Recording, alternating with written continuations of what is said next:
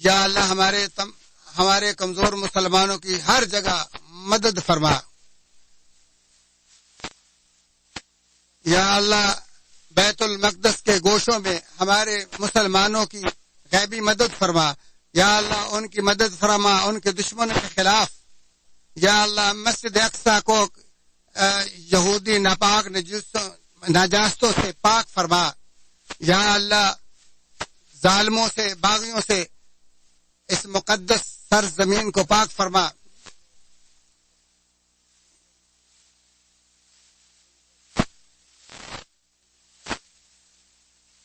یا اللہ مسلمانوں مومنوں کی مدد فرما اور ان کے دلوں کو غلبے اسلام اور اہل اسلام کے غلبے سے خوش فرما.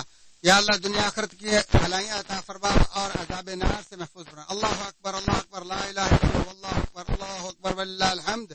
اللہ اکبر کبیرا والحمد للہ کثیرا وسبحان اللہ بکرۃ واصیلا ولا الہ الا اللہ ولا حول ولا قوۃ الا باللہ العلی العظیم. اللہ صلی اللہ علیہ وسلم نے فرمایا تمہاری زبان اللہ کے ذکر سے ہمیشہ تر رہے. اللہ کے بندو اسی ہستی پر درود و سلام بھیجو جس کی طرف درخت چلے, جس کے ہاتھ میں کنکروں نے تسبیح پڑھی, جسے پتھروں نے سلام کیا, جس کے اشارے سے چاند دو لخت ہوا, جس کے بیان سے کھجور کا تنا رو پڑا, جسے اللہ نے آسمان سے سدرۃ المنتہا تک پہنچایا اور ان کی دلجوئی کے لیے ان کے پسندیدہ قبلے کی طرف ان کا رخ موڑ دیا. بلا شبہ اللہ تعالیٰ نے آپ پر رحمت نازل فرمائی اور مقرب فرشتوں نے آپ پر درود بھیجا. سو تم حکم الہی کی تعظیم بجا لاؤ اور زیور ملائکہ سے آراستہ ہو جاؤ. ارشاد باری تعالیٰ ہے بے شک اللہ تعالیٰ اور اس کے فرشتے نبی مکرم صلی اللہ علیہ وسلم پر درود بھیجتے ہیں. ایمان والو تم بھی آپ پر درود و سلام بھیجو.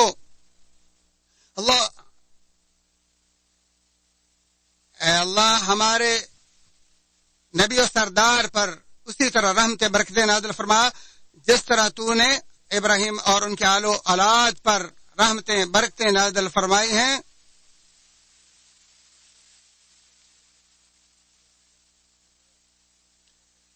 یا اللہ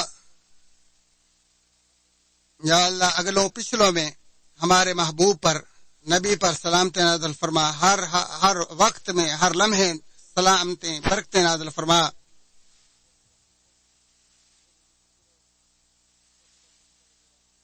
یا اللہ قیامت تک اپنے محبوب پر بے شمار بے بہا سلامتیں برکتیں درود نازل فرما. اے اللہ تمام صحابہ کے اور خلفاء راشدین سے راضی ہو جا.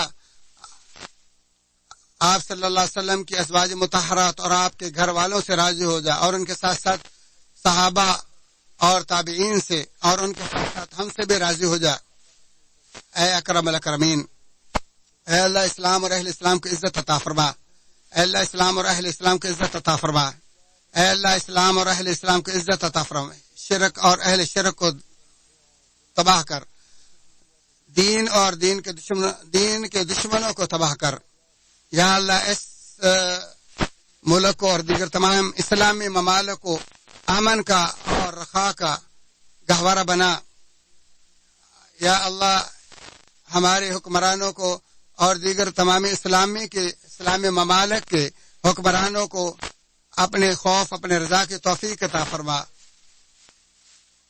یا اللہ ہمارے حاکم کو اپنی رضا کی توفیق عطا فرما. ان کو اچھے مشیر عطا فرما جو ان کی خیر و بھلائی کی طرف رہنمائی کرنے والا ہوں. یا اللہ